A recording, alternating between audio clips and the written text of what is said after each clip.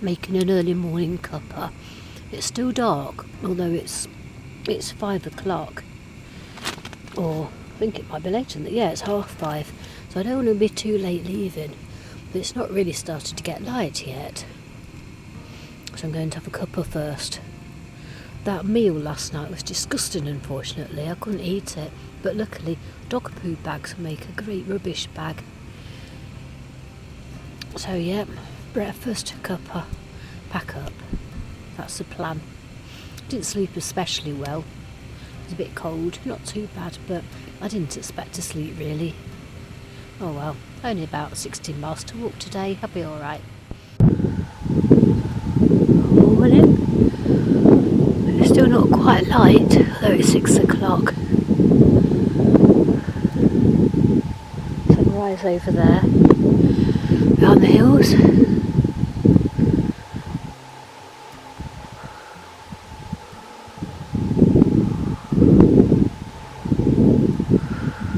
There's my camp.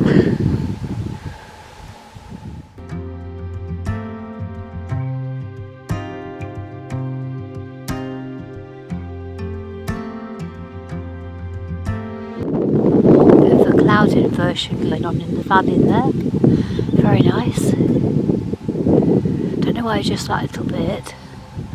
And that to the left, I have a feeling that is the Cloud, and we're heading there today.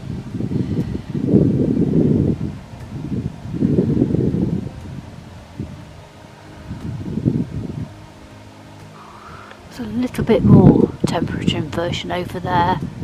Can still see Jodderel Bank. That was last night's camping spot. As usual, leave no trace. See a lovely sunrise behind me, just coming over the hills. And that's my first solo wild camp. I'd say it was a success. Well, in that I did it, and I'm still alive, so that's always a bonus. I don't have much water left though, so that's enough for last night. I'm going to have to find some pretty soon, but when we dropped through the woods I was trying to reach last night, pretty sure there's some there. Saw somebody's video, he got some there, so we'll get a filter in then. Completely self-sufficient. We have proper sunrise. There it comes. Yay! Day's officially started. More temperature inversion going on there, look. Down the road over Winkle Min. That looks quite eerie, how it's spread out the valley like that.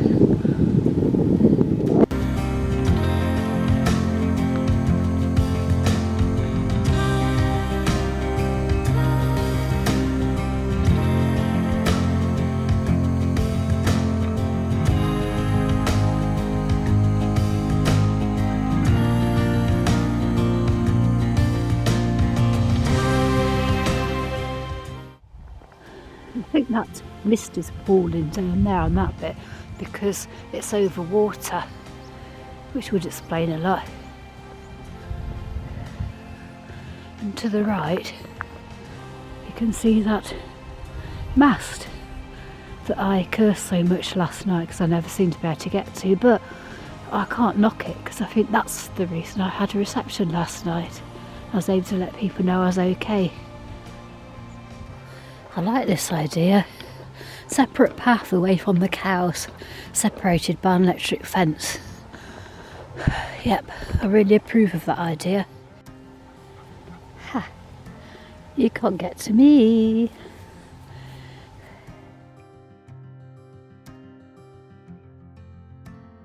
I've reached the woods now, and I have to say, I wouldn't have particularly liked to come through here in the dark last night. It would have been dark by the time I got here.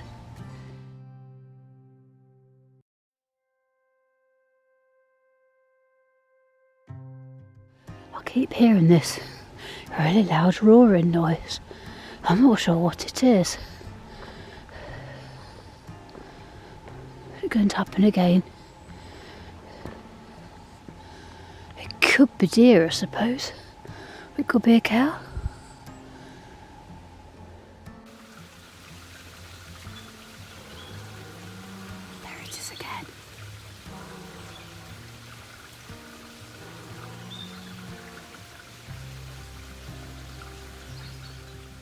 water.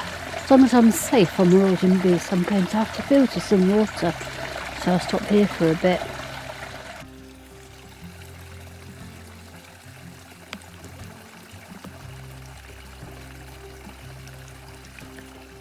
Well, that took some time, filtering the water. So I wanted to get 1.5 litres in the bladder and some more in a little bottle. But it's quite a slow process because Sawyer, they give you a pouch with it, but I had a job getting any water in it. It kind of stuck together, so I used a spare plastic bottle. Oh, there's that roaring again. I think it must be the rut.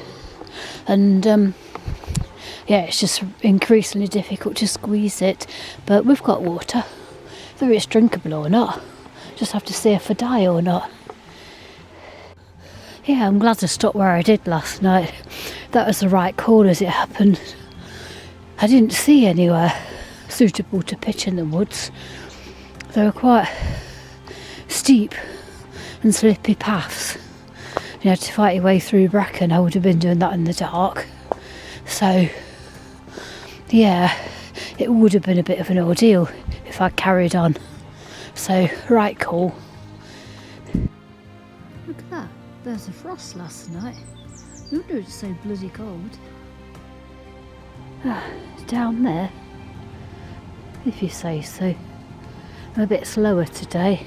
I know I'm a bit slower. It's because I'm knackered. And also, I put some contact lens solution in a little pot, but I forgot that the little pot had contained conditioner before. And so, funnily enough, they didn't clean all that well. When I tried to put them in, they stung like crazy. So that's why I'm wearing my glasses, and they're a bit scratched, so I don't have that great vision in them.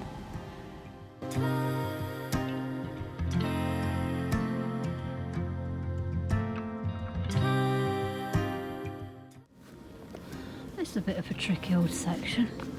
Duckboard Central. And the trouble is, they're quite slippy. To be honest, I'll be glad when I've done with this section. I know it's ancient woodland and just doing what woodland's supposed to do, important habitat, etc. But it's been a mess of narrow, steep, slippery downhill paths, overgrown paths, paths that aren't clear, and a meadow full of cows. So on to the next section, please. It's very overgrown. We're following this conduit marked on the map now, but I'd say this section of it isn't as well walked as some of the others. I think I can see why. Duck. Oops, rucksack caught. Not sure even the filter would be up to that. There it is, the cloud. It's looking no nearer than it did first thing this morning, but I think we're gradually heading towards that. I'm sure that's it anyway, might not even be. I'm quite glad to be heading out into open countryside again. It's that path along the conduit. In places it was okay, in other places it was really overgrown. There's a big busy road ahead, so I presume we're going to have to cross it somehow.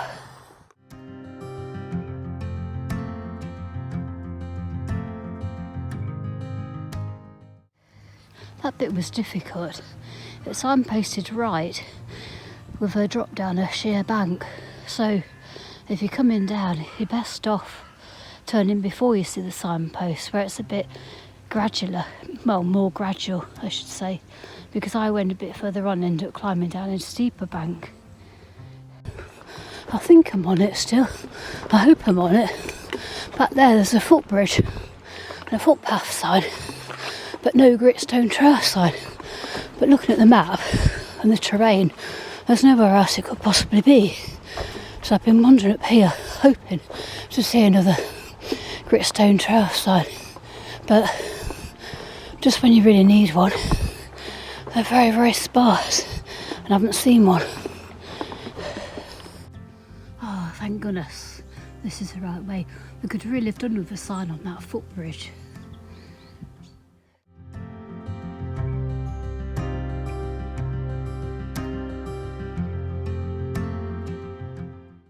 Looks like we're starting our ascent to the cloud. We've got a steep pull to come. There's that mast again, to the right. That must be Wincombe Inn. We started from somewhere on there this morning. Well, this is the path, but there's all that in the way. So I think I'll drop down and go around and have to climb back up.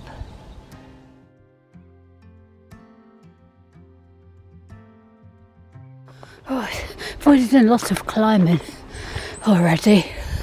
I'm really tired. I will need to stop at some point for a break. Since I see a bench, I'll stop.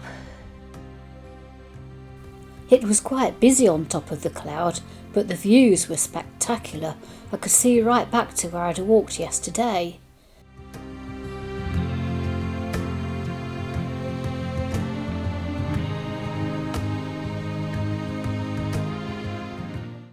Well, there's a trig at the summit, but there's a bit of a crowd, so I didn't manage to get a picture. But there's a lovely view from the top, as I've already panned. Some old graffiti on these rocks, 1967, and that one there looks like 1806. Looks like there's some huge fire over there. I hope it's not on the Pennine Moorland.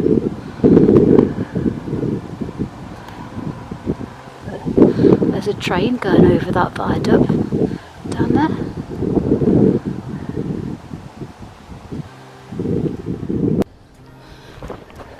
The ascent from this side is less steep, but it's still quite rocky. But there is a picnic area at the bottom, and I'm going to stop there for a good break and something substantial to eat because I do feel I need it. The descent hasn't finished with me yet. It's just brewed up a much needed cuppa. I'm going to have some sandwich as well. Maybe some crisps. Let's have all the snacks. The Gritstone Trail again. Mentions the crowd. This is Timbersbrook to Kidsgrove. 9.5 miles. This is what they suggest as the third day. It's going to be a long 9 miles, I think. I needed that stop and something more substantial, and this is more like it. This walking, easy paths over grass, none of the overgrown and rutted paths that I've had all morning. So let's hope it stays like this for a bit. I think we do drop down to a disused railway for a bit, so that should be easy walking at least. Now I'm on the old railway line, which I follow for a bit, but nearly didn't get on here because that was really well signposted. For some reason I misread a left arrow as right, so I went a few hundred yards at the field to the right before thinking something wasn't right, but luckily it wasn't too much out my way. But got to stop making mistakes like that, else it would just put more time and mileage on. This is a Biddulph Valley Way, and there's a lot of wildlife you can see.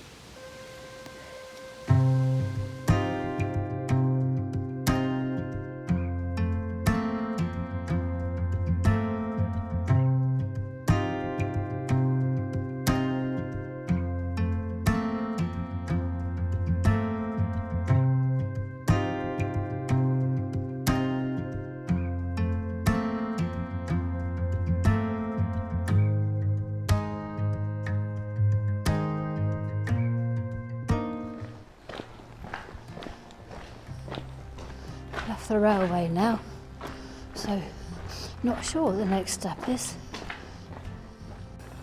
I think we're climbing up onto the Cheshire Ridge. Looks like we've got some more climbing to do now, after a bit of flat.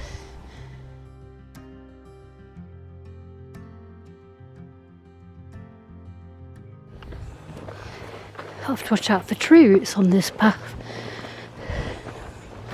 I thought there might be some views from here, but there aren't.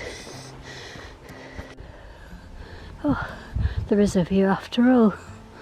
Not as spectacular as we've had though, but nice still.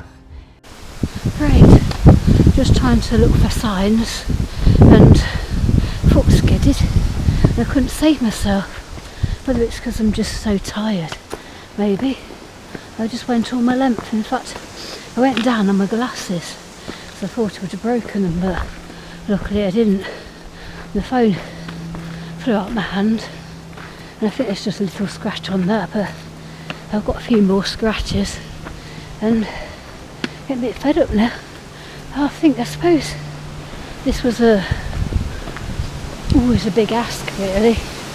2 long days carrying all my camping gear, and while camping with virtually any sleep, and I've not carried it all since May. But I think I've possibly got another 5 miles, some more climbing. When it drops down to the canal it'll be flat at least, but take it steady. I think this is Congleton Bridge, not sure.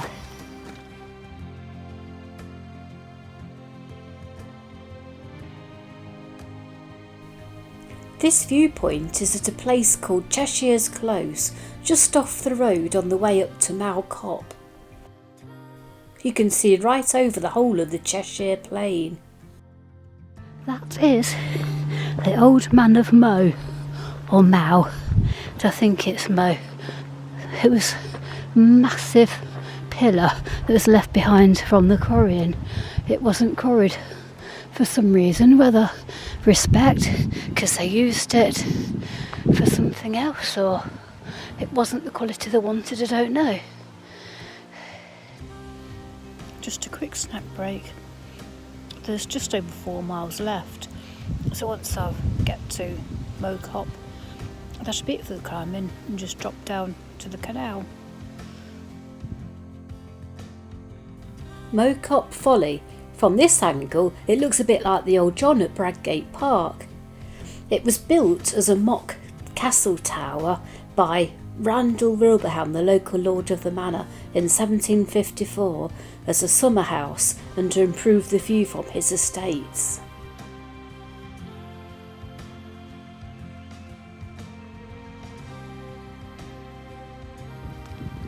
That's very kind. Dog water. That is not a backpacker's style. My rucksack won't go through, so I've had to take it off.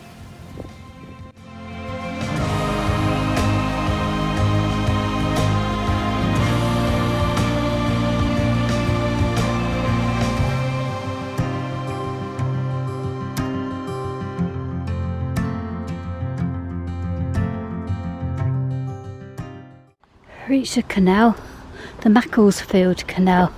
Follow this almost all the way back, and then I think we turn off it onto the Trent and Mersey for a short time.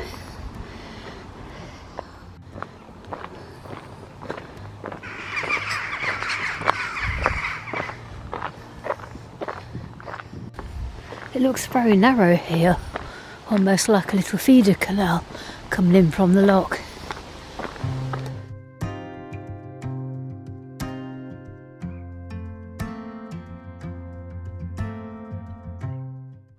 What's with the little robots I keep seeing? Here we're doing something interesting. We're leaving the Macclesfield Canal and dropping down to join the Trent and Mersey, which I'm actually more familiar with. And the Macclesfield one is going to go over the Trent and Mersey on a bridge. There's a Trent and Mersey above us. See, that's an aqueduct.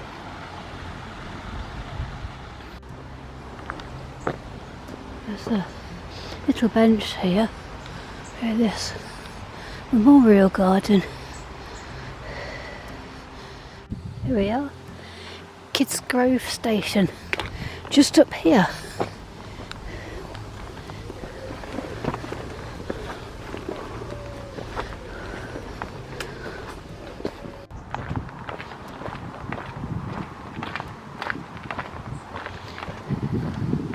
And Mow Cop.